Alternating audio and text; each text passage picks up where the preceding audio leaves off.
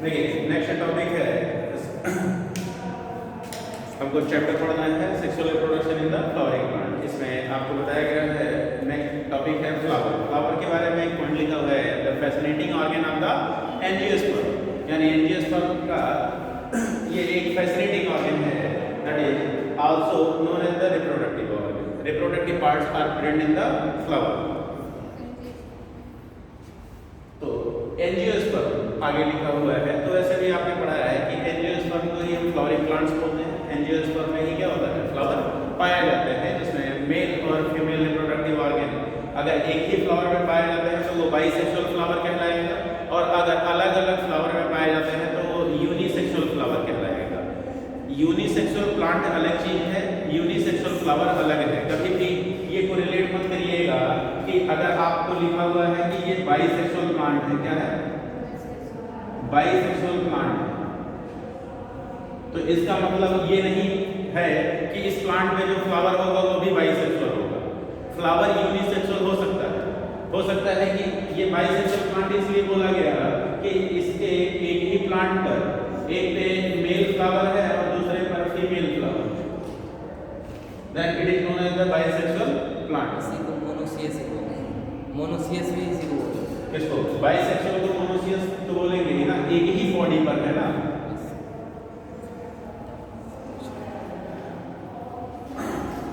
ठीक है, एक ही बॉडी में है तो बाइसेक्सुअल को ही हम मोनोसियस बोलते हैं। तो हो सकता है कि एक ही फ्लावर में मेल और फीमेल दोनों रिप्रोडक्टिव ऑर्गन प्रेजेंट हो तो वो बाइसेक्सुअल फ्लावर होगा। लेकिन बाइसेक्सुअल प्लांट पे ये भी कंडीशन हो सकती है और ये भी कंडीशन हो सकती है कि बाइसेक्सुअल प्लांट में जो फ्लावर हो बाइसेक्सुअल भी हो सकता है और यूनिसेक्सुअल फ्लावर भी हो पाया जा सकता है। ठीक है, तो आगे देखिए, human being have had an intimate relationship with the flower since the immortal. कुछ पॉइंट हो गया था क्या, ये हो गया? अच्छा, pre fertilisation structure and event पढ़ा है। ठीक है, तो pre fertilisation structure and event, जैसा कि कल हम लोगों ने डिस्कस किया था, तो सबसे पहले हम बात करते हैं मेल रिप्रोडक्टिव सिस्टम की। इसकी male reproductive system that is known as the anther. क्या बोलेंगे, सॉरी, स्टेमन।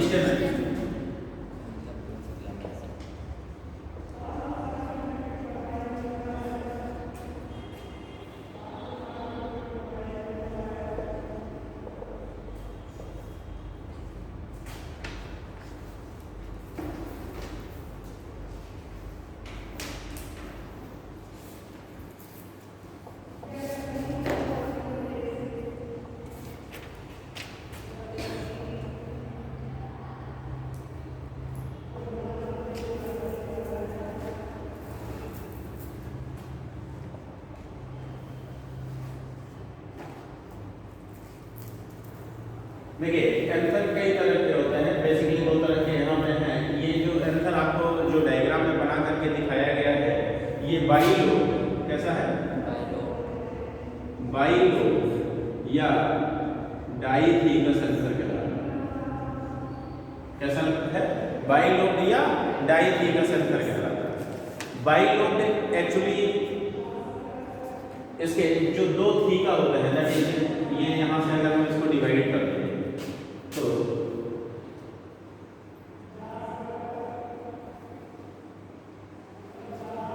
कुछ इस तरीके का स्ट्रक्चर होता है। बाइलोब जो होता है, एक थीका के अंदर दो लोब पाए जाते हैं, एक थीका के अंदर दो लोब होते हैं। यहाँ पे एक डिप्रेशन पाया जाता है जिसकी मदद से ये डिवाइडेड होता है, और इसके अंदर चार स्ट्रक्चर पाए जाते हैं जिसको हम माइक्रोस्पोरेंजियम बोलते हैं। क्या बोलते हैं, माइक्रोस्पोरेंजियम।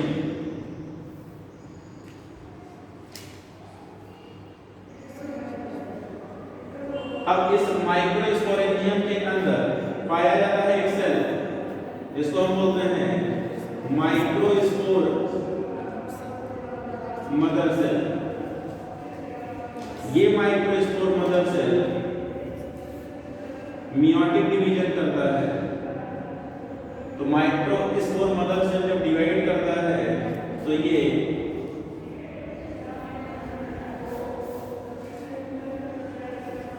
टेट्राड का फॉर्मेशन, क्या बनाता है? टेट्राड। ये माइक्रोस्पोर टेट्राड बनाता है, माइक्रोस्पोर टेट्राड।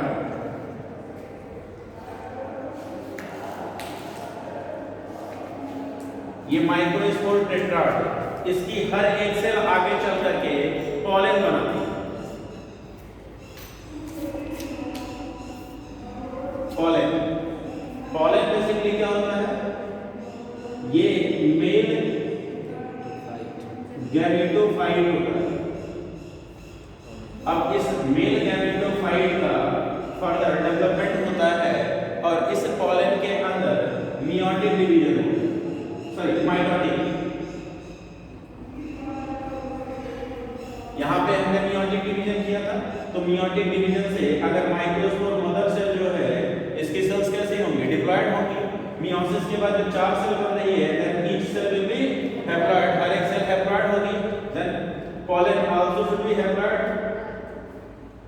ठीक है, अब इस हैप्लॉयड सेल के अंदर माइटोटिक डिवीजन होता है। माइटोटिक डिवीजन के बाद माइटोटिक होता है, लेकिन ये अनइक्वल डिवीजन होता है। कैसा होता है? अनइक्वल डिवीजन होता है, क्योंकि इस पॉलन के अंदर एक बड़ा सा वैक्यूल आ जाता है, एक बड़ा सा वैक्यूल आ जाता है।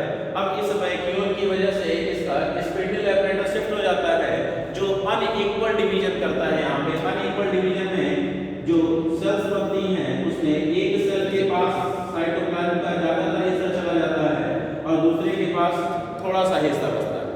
तो ये कहलाती है वेजिटेटिव सेल। क्या कहलाता है? Vegetative cell. और दूसरी वाली होती है generative cell.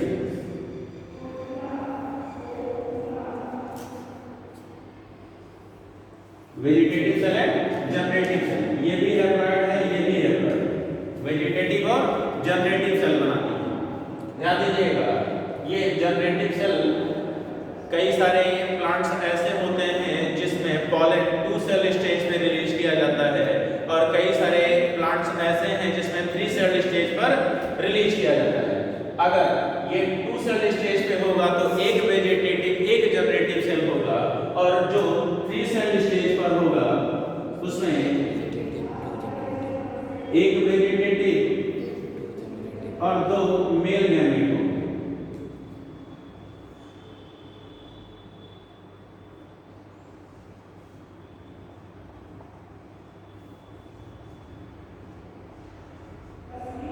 Actually generative cell जो होता है वो फुल डिवाइड कर जाता है, और जनरेटिव सेल जो है वो माइटोटिक डिवीजन के द्वारा 2 सेल प्रोड्यूस करता है।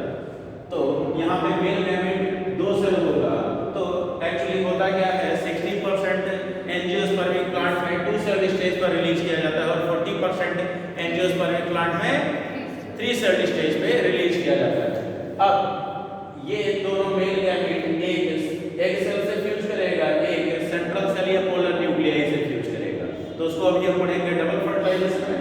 और ये वेजिटेटिव सेल है, ये पॉलन ट्यूब जर्मिनेशन या पॉलन ट्यूब के फॉर्मेशन में हेल्प करता है। ठीक है, या पॉलन ट्यूब बोलते हैं फॉर्मिंग। That's it.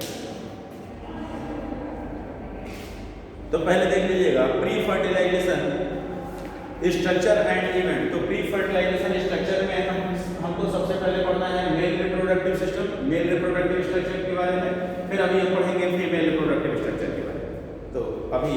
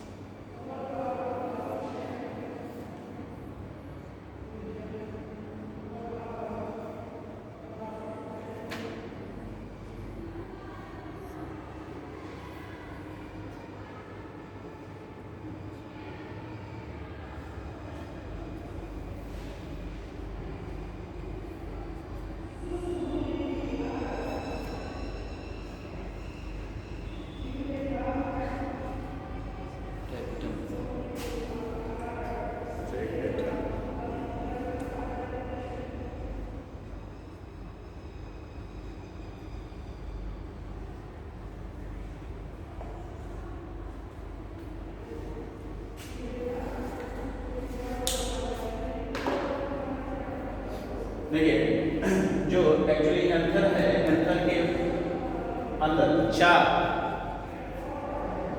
माइक्रोस्पोरेंजियम पाया जाता है। किसमें? डाइथीकस एंथर में। किसमें? डाइथीकस एंथर में। और मोनोथीकस एंथर में 2 पाया जाता है। जैसे ये डाइथीकस है और कई सारे एंथर जो होते हैं वो मोनोथीकस होते हैं, ठीक है। तो ये कम पाए जाते हैं और ज्यादातर क्या होता है? डाइथीकस एंथर होता है। तो इसमें 2 ही लोब होते हैं। कितने? 2 ही लोब होते हैं, यानी कि इसमें माइक्रोस्पोरेंजियम की संख्या 2 होती है, इसमें माइक्रोस्पोरेंजियम की संख्या 4 होती है, चारों कोनों पर। इसके एंथर की जो वॉल होती है, एंथर की वॉल में ये बाहर की तरफ 3 लेयर पाई जाती है, एपिडर्मिस, एंडोथीसियम और मिडिल लेयर। एक्चुअली जब एंथर का डेhiscence होता है यानी वो रप्चर होता है तो यही तीनों वॉल जो होती है वो रप्चर कर जाती हैं, फट जाती हैं। और जब ये माइक्रोस्पोरेंजियम मैच्योर हो जाता है तो ये जब रप्चर होता है तो इसके अंदर से ढेर सारे माइक्रोस्पोर रिलीज किए जाते हैं। क्या रिलीज किए जाते हैं? माइक्रोस्पोर। एक्चुअली जब इसका मैच्योरेशन से पहले का ये डायग्राम है, अभी मैच्योर नहीं हुआ है, तो इसके अंदर जो सेल्स पाई जाती हैं उनको हम पॉलन मदर सेल बोलते हैं, क्योंकि यही पॉलन ग्रेन प्रोड्यूस करती है। तो पॉलन मदर सेल या इसी को हम माइक्रोस्पोर मदर सेल बोलते हैं, MMC, माइक्रोस्पोर मदर सेल। तो माइक्रोस्पोर मदर सेल डिवाइड करेगा, मियोटिक डिवीजन करेगा, ढेर सारे क्या बनाएगा? पॉलन्स बनाएगा, यानी ये टेट्राड के फॉर्म में होंगे। एक माइक्रोस्पोर मदर सेल से 4 माइक्रोस्पोर टेट्राड फॉर्म होंगे। अब हर एक टेट्राड की सेल जो है ये आगे चल करके पॉलन का फॉर्मेशन करेगी, यानी मेल गैमेटोफाइट का डेवलपमेंट करेगा।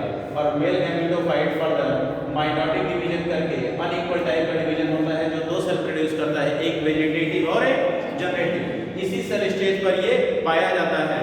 और जब पॉलन फ्लावर के स्टिग्मा तक पहुंच जाता है, फर्दर वहां पर कुछ केमिकल रिएक्शन होते हैं। अगर वो पॉलन सही स्टिग्मा पर पहुंचा है, मतलब उसी स्पीशीज के फ्लावर के स्टिग्मा पर पहुंचा है, तो वहां पे इसकी केमिकल कंपैटिबिलिटी होगी, तब जाकर के वेजिटेटिव सेल डिवाइड करेगा और वहां पे पॉलन ट्यूब बनाएगा जो ओव्यूल के अंदर ओवरी के थ्रू होते हुए एंटर कर जाएगा। तो अभी फीमेल रिप्रोडक्टिव स्ट्रक्चर जब पढ़ेंगे तो वहां पे क्लियर हो जाएगा।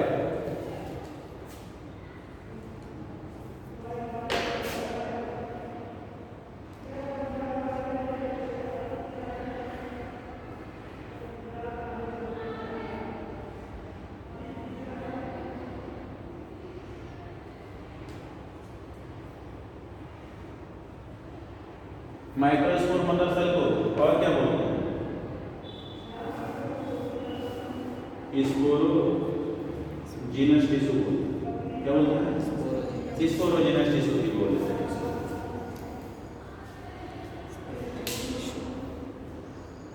ठीक है। और बाकी इनके बीच में कनेक्टिव पाया जाता है। क्या पाया जाता है? कनेक्टिव स्ट्रक्चर जो होता है, जो दोनों लोग को आपस में, यानी दोनों थीका को आपस में जोड़ करके रखता है।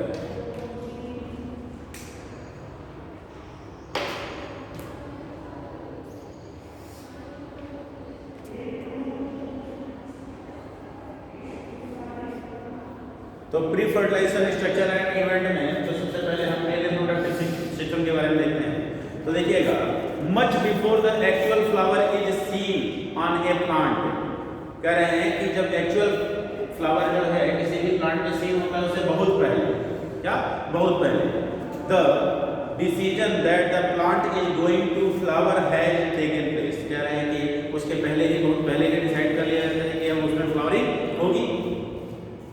Several hormonal and structural changes are initiated which lead to the differentiation and further development of the floral primordial। मतलब फ्लोरल पार्ट का फॉर्मेशन जो है वो धीरे धीरे क्या हो जाता है? इनिशिएट हो जाता है, यानी कि इनफ्लोरेसेंस का फॉर्मेशन शुरू हो जाता है। Inflorescence are form which bears the floral buds and then the flower। तो इनफ्लोरेसेंस हुआ पार्ट होता है फ्लावर का, कब होता है? जहां पे फ्लावर बियरिंग पार्ट पाए जाते हैं सारे के सारे। अब वो किस तरीके से अटैच होता है, उसमें भी इनफ्लोरेसेंस के टाइप होते हैं। ठीक है। इनफ्लोरेसेंस जो होता है वो फ्लावरिंग टॉप कहलाता है, कि उसमें फ्लावर की पोजीशन कैसे लगी हुई है। ठीक है। तो इसके बेसिस पे आप कई सारे इनफ्लोरेसेंस के टाइप पढ़ते हैं। खैर अभी रेसिम और रेसिमोज ही है आपके सिलेबस में पहले और भी होता था, रेसिम, रेसिमोज, स्पाइक, स्पाइकलेट, ठीक है। तो कई सारे हैं, जैसे गेहूं में होता है, ठीक है, स्पाइकलेट। तो कई सारे और भी थे जो अभी आपके सिलेबस में नहीं है। कब? मॉर्फोलॉजी और मॉर्फोलॉजी पढ़ेंगे, एनाटॉमी पढ़ेंगे, नहीं मॉर्फोलॉजी नहीं पढ़ेंगे। आगे देखिए,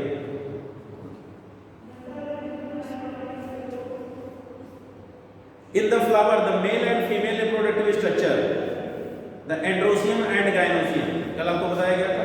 देखिए, मेल रिप्रोडक्टिव पार्ट जो यूनिट होती है वो स्टेमन होता है। स्टेमन का कलेक्शन क्या कहलाता है? एंड्रोसियम कहलाता है। क्या कहलाता है? एंड्रोसियम। ऐसे ही कार्पेल या पिस्टिल, कार्पेल या पिस्टिल फीमेल रिप्रोडक्टिव पार्ट होता है।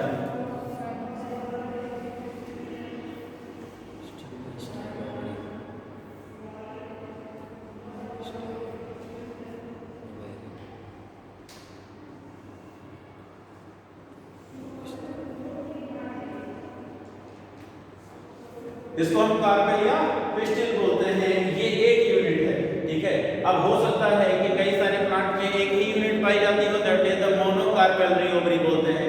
2 होगी तो बाई, 3 होगा तो ट्राई, 4 होगा तो टेट्रा, 5 या उससे ऊपर पेंटाकार्पेलरी तक यूजुअली लिखा जाता है, पेंटाकार्पेलरी। उससे ज्यादा होगा तो पॉलीकार्पेलरी या मल्टीकार्पेलरी बोलते हैं। मल्टीकार्पेलरी यूजुअली यूज किया जाता है, तो यानी मल्टीपल कार्पेलरी, मल्टीपल ऐसे स्ट्रक्चर। तो देखेंगे androecium and gynoecium differentiate and develop. You will recollect that the androcium consists of a roll of stamen. Androcium किससे बना होता है? Roll of stamen. इस roll का मतलब होता है लेयर, ठीक है, कई सारे, पूरी लेयर। जैसे फ्लावर में आपको बताया गया था कि 4 या 5 रोल पाई जाती है। एक फ्लावर, एक टिपिकल फ्लावर में कितने? 4 to 5 रोल्स पाए जाते हैं। देखिएगा, सबसे बाहर की तरफ जो है वो कैलिक्स या calyx, then coloured part corolla, ठीक है, देन बाहर से एंड्रोसियम और बीच में गायनोसियम। तो ये तो 4 ही हुए, 5वां अगर होगा तो क्या?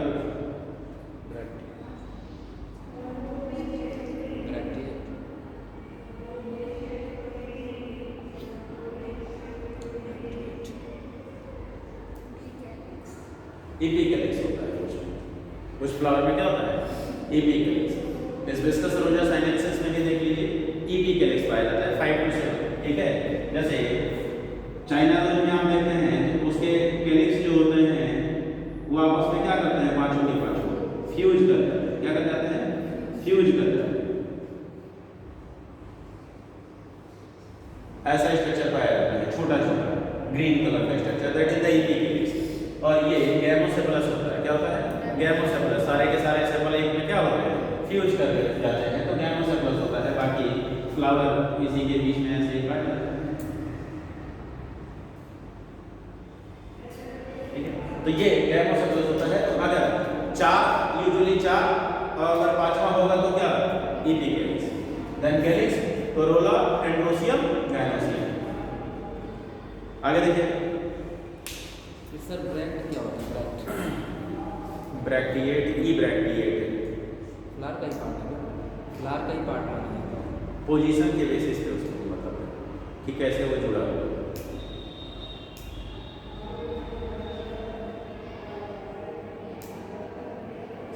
या फिर देख लेंगे, ई ब्रैक्टिएट और ब्रैक्टिएट का भी यूज किया जाता है।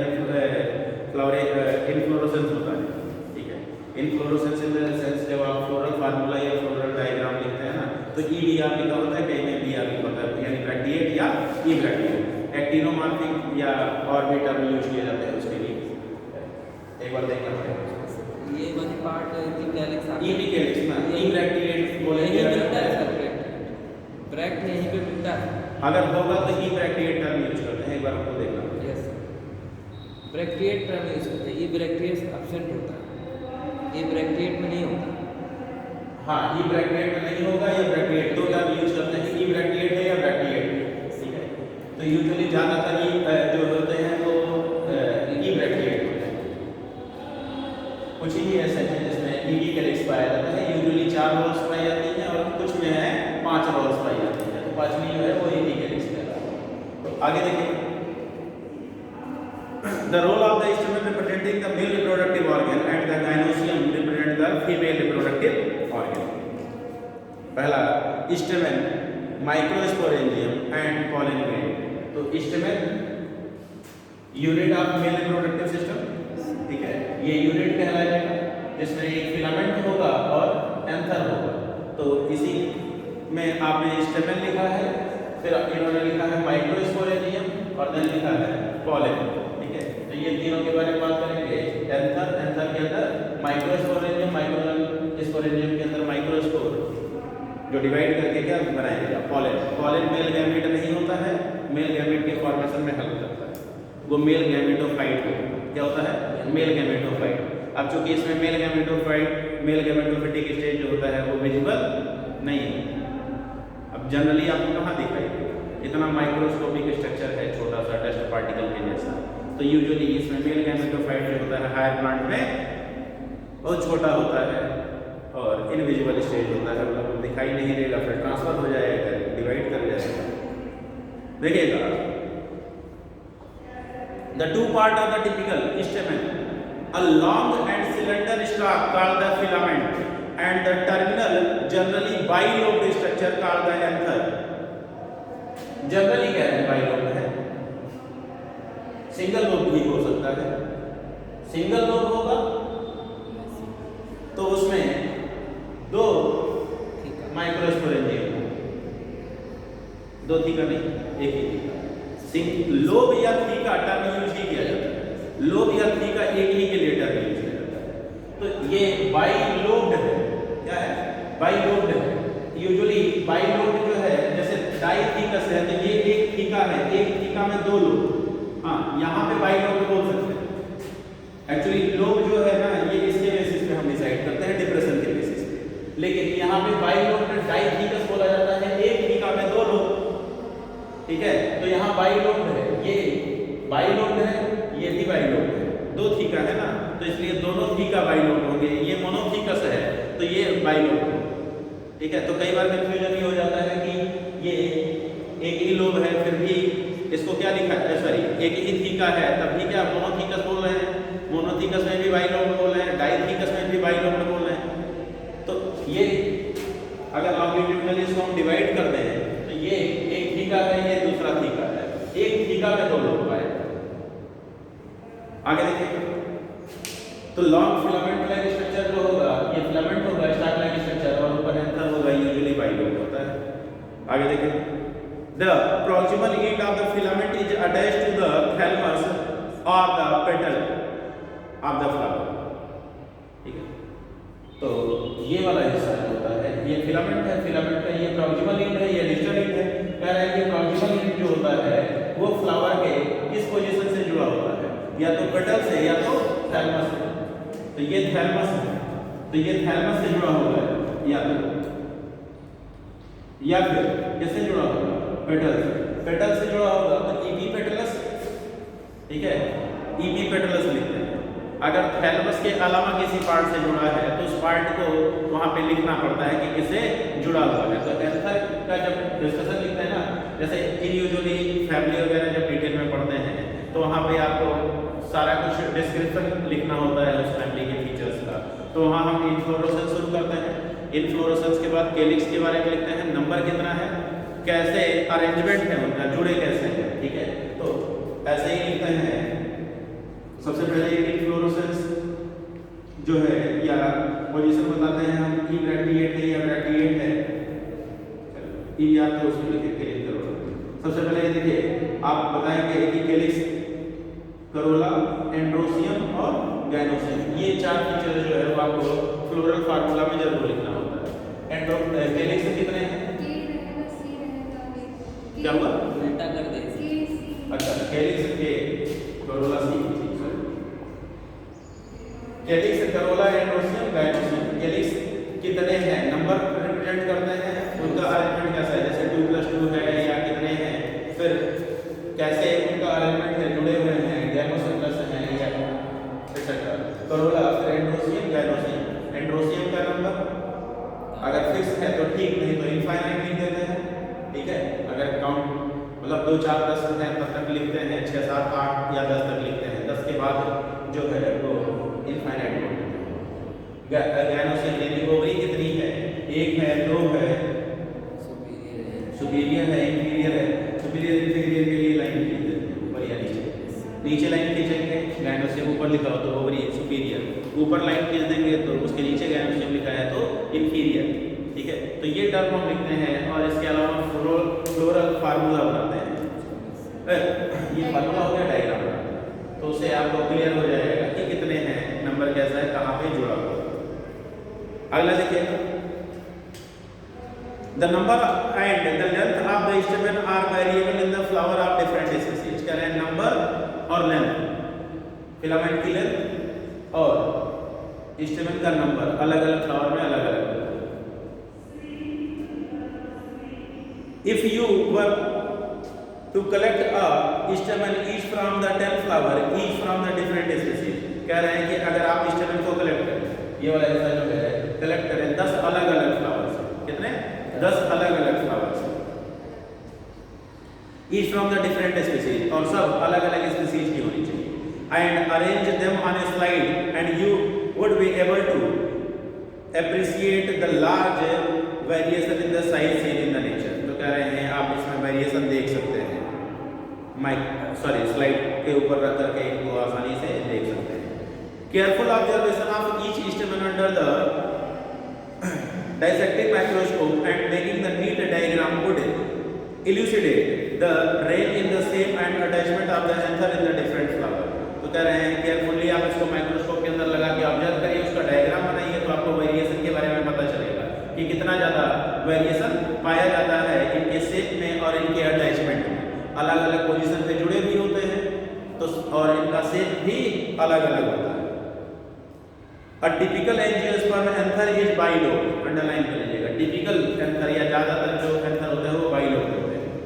With each lobe having the 2 theca, हर एक लोब में 2 थीका होंगे, डाइथीकस।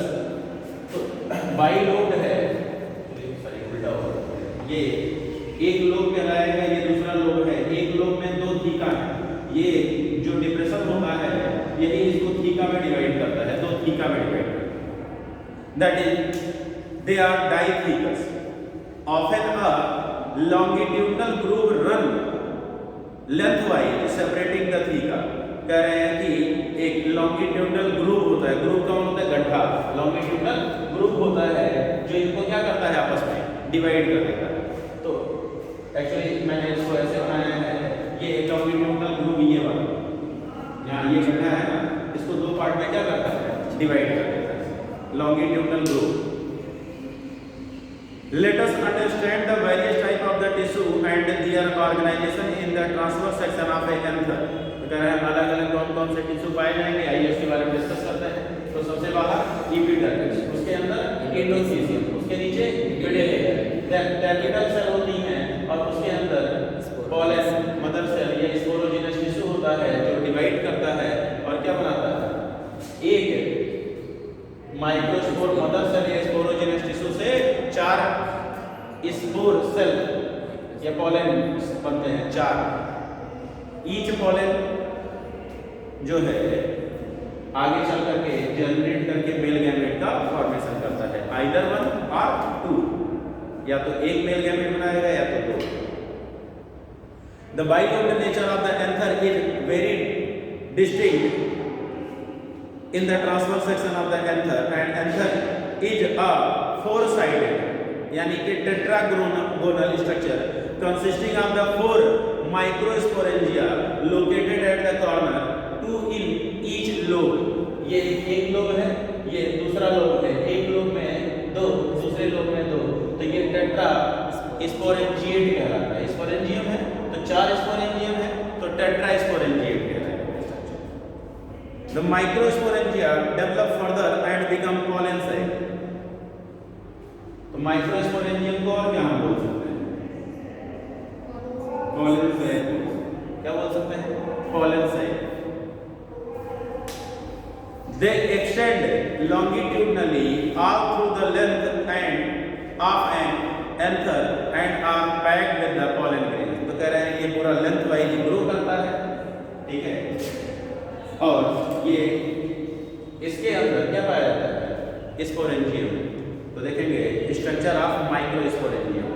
माइक्रो स्पोर जो होता है वो मेल है।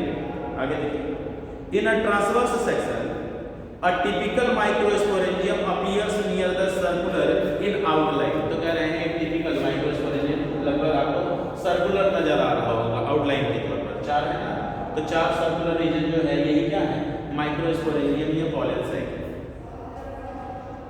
It is generally surrounded by 4 wall layer, epidermis, endothecium, middle layer, epidermis.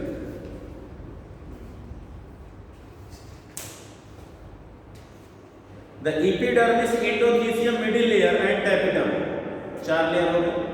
The outer 3 walls layer perform the function of protection and help in the dehiscence of anther to release the pollen।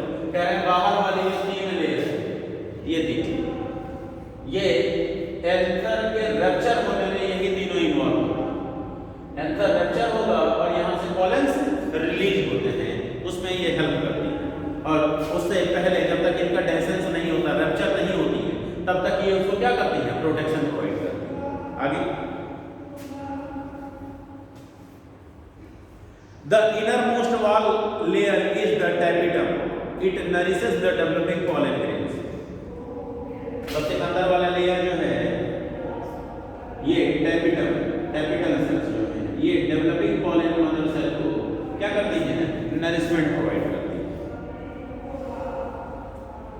Cells of the tapetum possesses the dense cytoplasm and generally have more than 1 nucleus। मतलब syncytial होता है। कैसा होता है, syncytial होता है। Can you think of how tapetal cells could become binucleated? तो बता दीजिए, कैरियोकाइनेसिस होता है, साइटोकाइनेसिस नहीं होता। जितनी भी सेल्स में एक से अधिक न्यूक्लियस होता है, that is karyokinesis is not followed by cytokinesis। karyokinesis के बाद उसमें cytokinesis नहीं होता है, तो साइटोप्लाज्म नहीं डिवाइड करता है, न्यूक्लियस 2 बन गए होते हैं सेल के अंदर।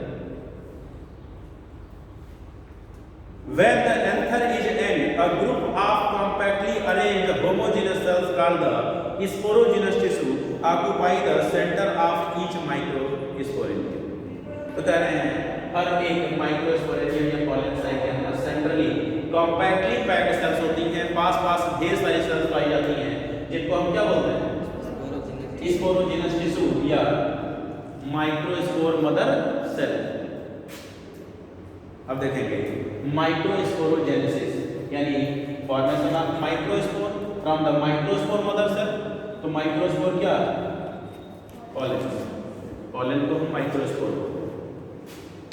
As the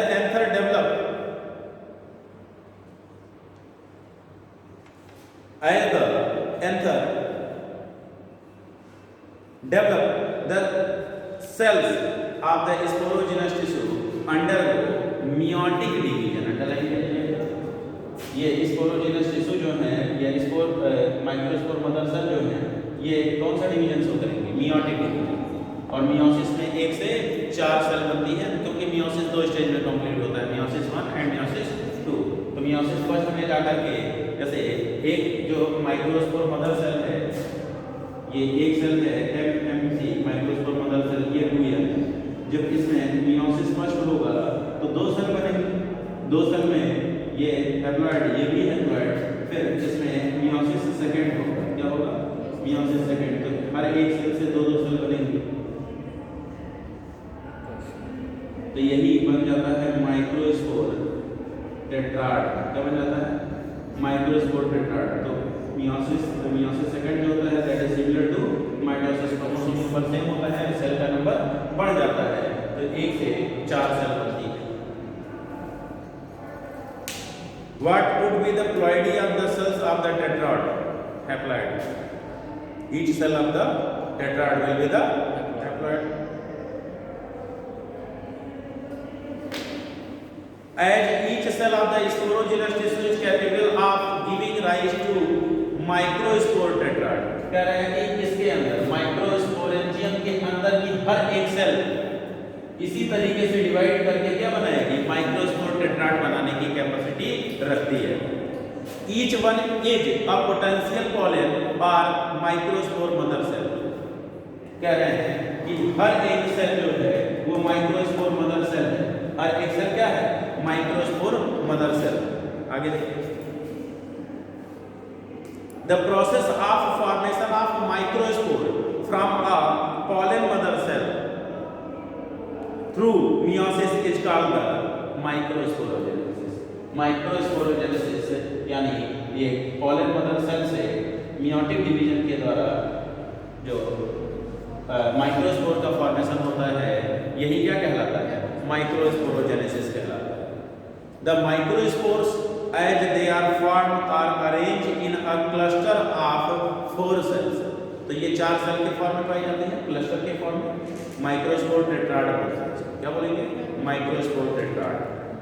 as the anther mature and dehydrate, जैसे जैसे मैच्योर एंथर मैच्योर होता है और इससे वाटर इवैपोरेट हो जाता है, यानी डिहाइड्रेट हो जाता है, सूख जाता है, तो इसकी आउटर लेयर क्या होगी, रप्चर हो जाएगी, फट जाएगी। उसमें क्या क्या होगा, एपिडर्मिस, एंडोथीसियम और मिडिल लेयर।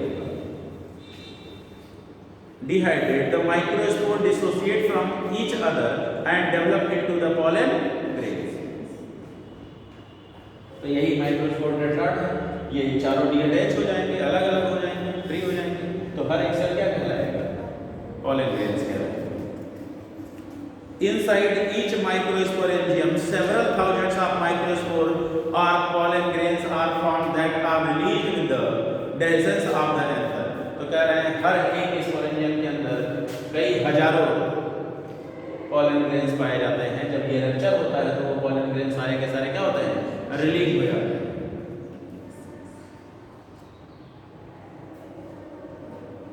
पॉलन पॉलन को कल पढ़ लीजिएगा, क्योंकि इसमें पॉलन प्रोडक्ट वगैरह भी है। फिर पॉलन पिस्टिल इंट्रैक्शन या सॉरी द पिस्टिल आ जाएगा, देन दोनों का स्ट्रक्चर पढ़ लेंगे। तो ये अभी हम प्री फर्टिलाइजेशन इवेंट और स्ट्रक्चर पढ़ रहे हैं, ठीक है, फर्टिलाइजेशन से पहले वाला स्ट्रक्चर। तो स्ट्रक्चर में है male reproductive system, female reproductive system, फिर गैमेट का ट्रांसफर भी प्री फर्टिलाइजेशन इवेंट में ही आता है, then fertilisation and post fertilisation.